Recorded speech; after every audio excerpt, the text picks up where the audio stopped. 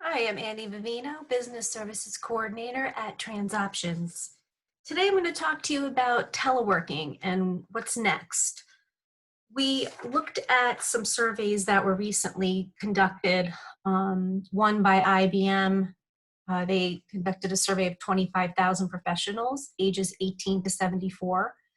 Glassdoor surveyed 1,000 workers, and then we have a mixture of YouGov, USA Today, and LinkedIn responses.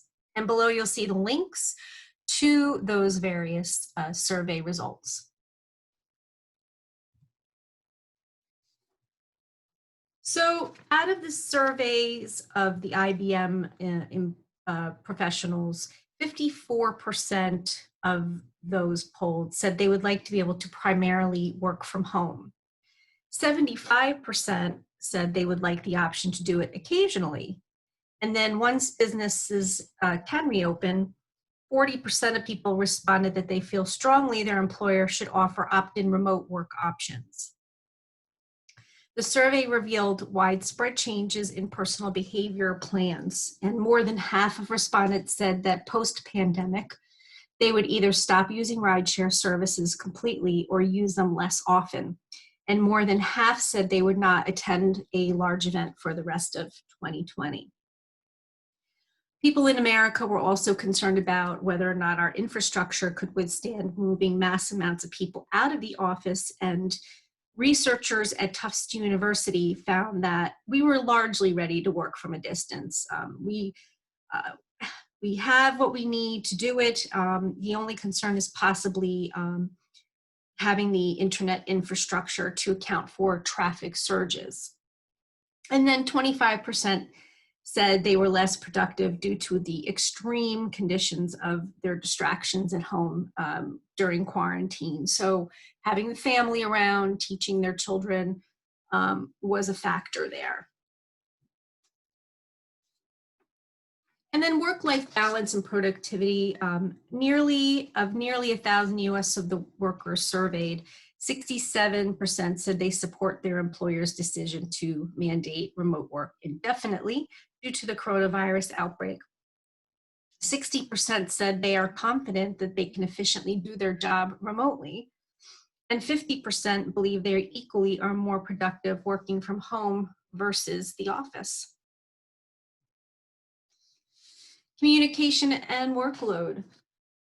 So the survey found support for working from home, obviously. More than half of respondents said that they were more productive at home and cited that no commute and fewer distractions from coworkers and fewer meetings as reasons for the increase in productivity. And I guess it also really depends on your circumstances at home. 25% of respondents said working from home has worsened their productivity, probably the extreme conditions we talked about earlier. And 43% of those working from home say they are communicating with their colleagues less than they did before. So, there's those spontaneous hallway meetings that you would probably have if you're in the office. People tend to keep to themselves when they're working from home, potentially, and not communicating as often as they would in their offices. 31% say their workload has decreased since they began working from home.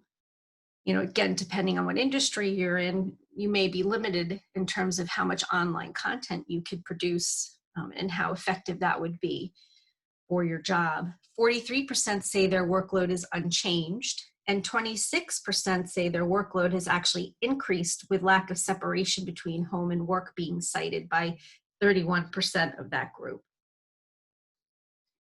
I think there's also probably the pressure to perform and show that your managers and your bosses that you are producing, and also creating new content and try to roll with the situation, come up with new things can take more time.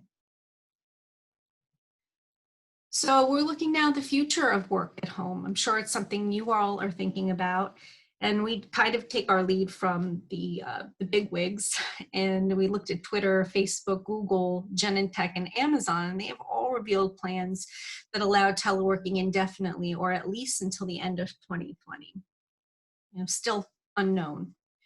With safety as a critical issue, experts in the industry recommend keeping non-essential employees teleworking so that essential workers have more space in the office.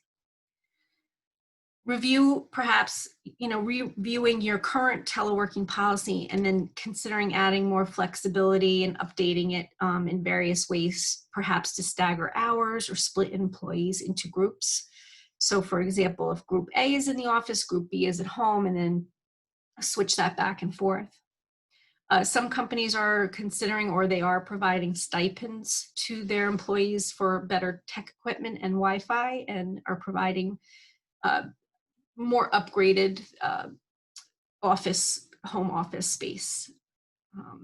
Looking at keeping track and making notes of lessons learned and solutions for better efficiency. So what's working, what's not working. I mean, we're all learning as we go here. But as you see things that are working for you and for the rest of your employees, write it down, because this can go toward any policy that you put forth, and scrap what isn't working. So what's TransOptions COVID telework plan? Well, March 13th was our last day in the office. We already had, every employee already had laptops, so we had the ability to work from home, and it is encouraged in our environment to work from home. We have Zoom staff meetings and weekly happy hours. We were set up with Microsoft Teams, so it's made it very seamless for us to continue to collaborate on our programs with our various teammates.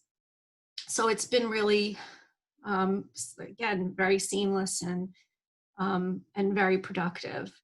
And as of right now, until it's safe to go back to office, we are going to continue to work from home indefinitely. So I guess it's a good time for you to start thinking about, and if you haven't already thought about, what you're going to be doing. It's a lot to consider, but we're here to help you. If you have any questions on policy or employee training, staggering hours, we've been doing this a long time, so please feel free to reach out to me at avivino@transoptions.org.